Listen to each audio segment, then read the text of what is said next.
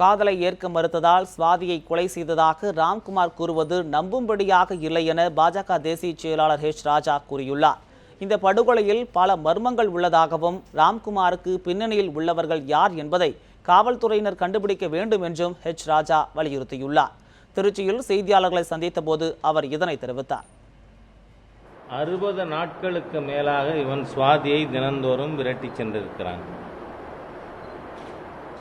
அவன் உபயோகப்படுத்திய கொலை கருவி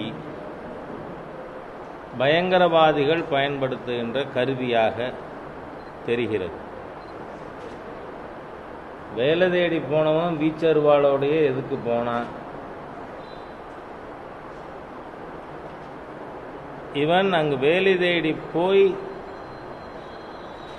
காதல் மறுக்கப்பட்டதால் கொலை நடந்ததா அல்லது கொலை செய்வதற்காக சென்னைக்கு வரவழைக்கப்பட்டானா என்கின்ற சந்தேகம் ஏற்படுகிறது.